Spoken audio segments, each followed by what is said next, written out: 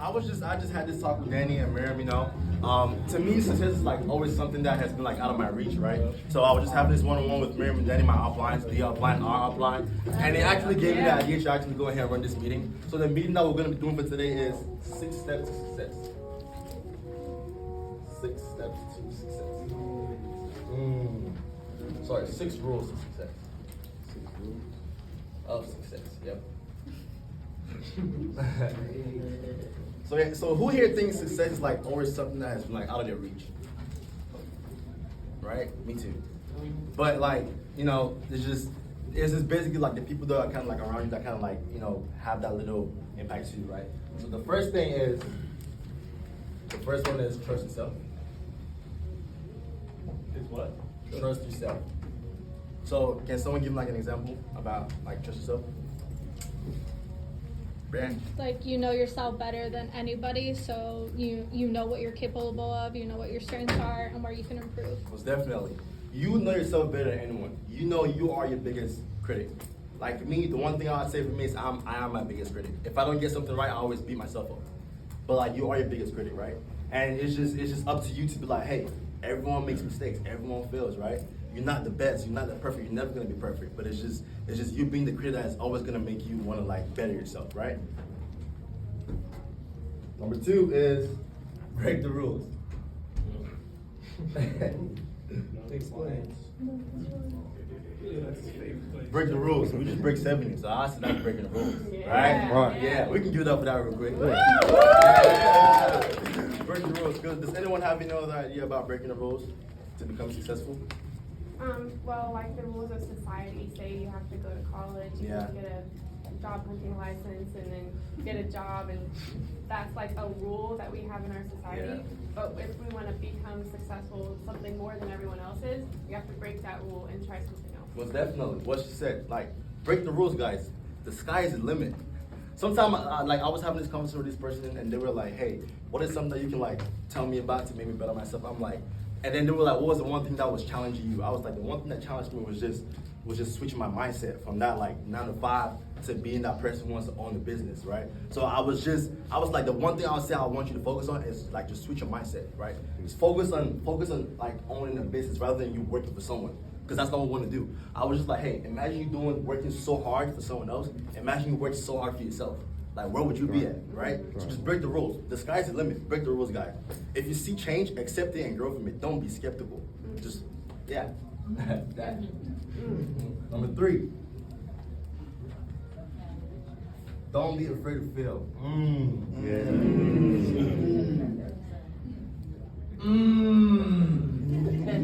Sorry, I was late.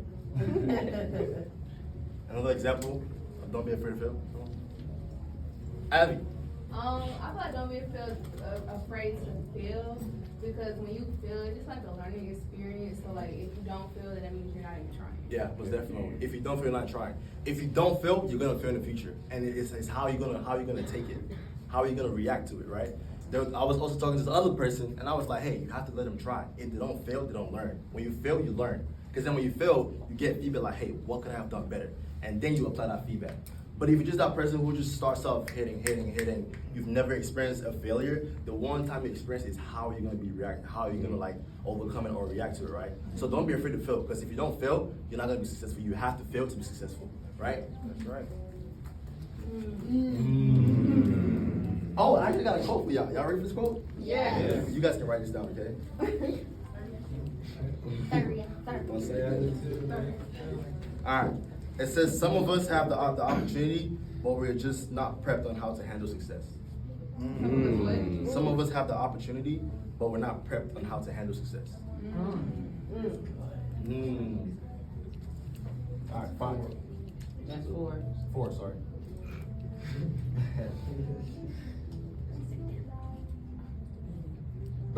This is my favorite one, guys.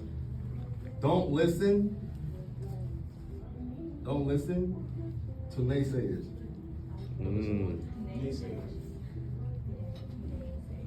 An example? Anyone have don't listen to naysayers? Naysayers. Sweetie. You got like outside influences like parents or friends or whatever, and you're like, yeah, I do door to door. You're Yeah. like, Well, that's not gonna definitely. work. It's a pyramid scheme. Yeah. Yeah, you're not gonna listen. Don't go dark like Kenny said. Go dark. Listen to that shit. Most definitely. Go dark, guys. Don't listen to people who Amber. People who gave up on, or people who sold their, or people who gave up on their dreams are the ones telling you to sell yours. Yes. Don't listen to naysayers, guys. Don't listen to that friend who was like, oh, you don't hang out with us no more. You're fake. You're moving different. I am moving different. I'm moving different to better myself. Like Daniel was saying on my upline, like if you had to go back to your phone and look at the 5 messages that you talked to or the 5 people you talked to, would you actually want to switch bank accounts with them? Or would you want to like change lives with them? So why would you listen to what they're saying? Why would you listen to what they're saying? Like, hey, what you're doing is bad. You're wasting your time. Right. You don't even know what I'm doing. How can you say it's bad? Right. You don't know what I'm striving for. They've not seen the opportunity you saw, right?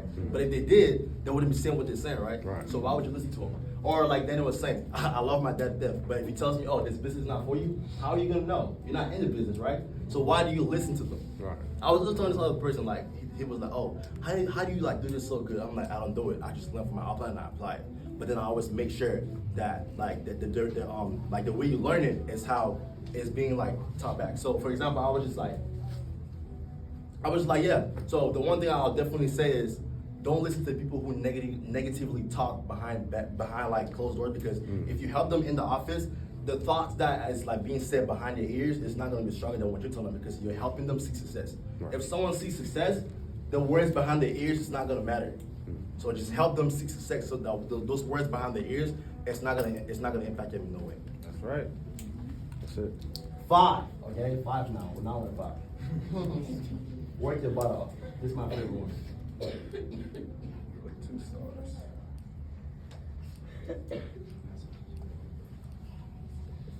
Work your butt off. Anyone else? Oh.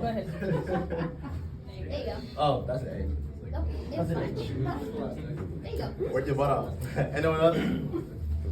Brianne. It's about like your work ethic, Work right? ethic. Like it's not talent, it's your work ethic, It's a your work ethic. discipline to the skill Definitely. sets. Like Daniel was saying, our job is meant to weed people out. It's like being in the army. It's meant to weed people out. It's not easy. If it was easy, 5,000 people would be in here. It's about having that strong work ethic, guys. It's not easy. It's not easy. If you get asked, then me and Daniel have had some tough conversations. I'm like, damn. I thought it was gonna be easy, but it's not. But it's okay, because my work ethic is good. It's gonna tell how strong is my work ethic, right? So, anyone else? Abby? I was gonna say that goes into like the 8 steps to success, kind of like being the hardest working person that you know. Yes. Okay, look at you. Mia. Basically, you get what you go after. If you go after success, you're gonna get it back. Yeah. Like it's on you. It's on your shoulders. It's on your shoulder. You go after success. If you're a hardworking person, your hard work is gonna pay. So, Amber. I was actually listening to a podcast with Esther yesterday on institutionalizing urgency for success. And one of the things I wrote down was success feeds pride, pride kills urgency. That's why nothing fails like success. Yes, one more time so they can hear it. Success feeds pride, pride kills urgency. That's why nothing fails like success. Yes. So it's like you work and work and work to a point that you get complacent and then you get comfortable where you are. Yeah. And you can't get comfortable because then you fail at succeeding. Most definitely, guys. So, just don't get comfortable where you're at. Work your butt up. If you are that entry level, like yes, level 1, don't think you've made it. I'm a level 2. I've not made it. Richard humbles me. Danny humbles me. Miriam humbles me. They're like, oh, you have 6 leaders. How many of them have good retention? You have 1 leader. I'm like, dang, I have to start all over again. So, yeah. So don't work your butt out. If you get to level 1, be like, cool. I just started. How am I gonna get to the next step? Cool. I just started. How am I gonna get to the next step? Cool. I just started. Always work hard, because if you work hard, you reap what you sow. If you work hard, you earn what you work for. 6. Let him cook. Let him cook.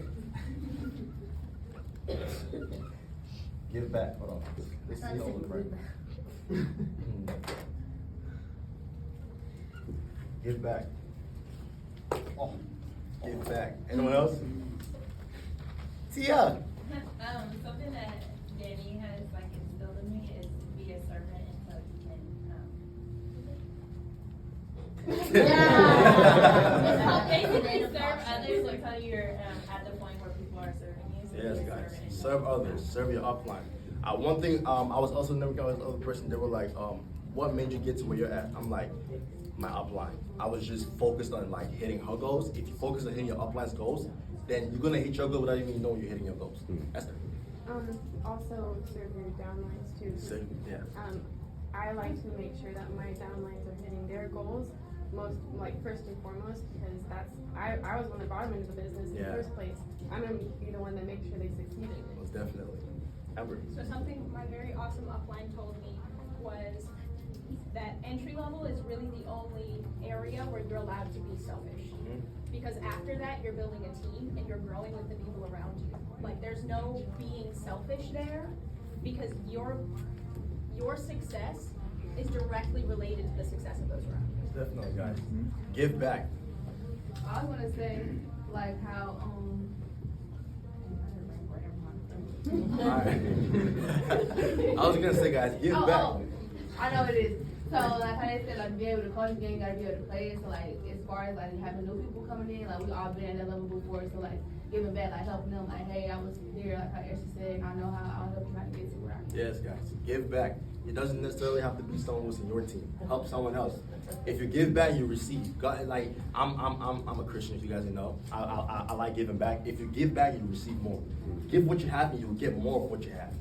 If you help someone else who's an entry level, they're not even your team. If you help them get to where they're at, without you even knowing, you have 5 people coming in your team so sharp, ready to learn. And someone else is going to duplicate the same thing you did, helping them when they're not even your team. So if you help others, others will help you. If you help others, you get more than what you helped for.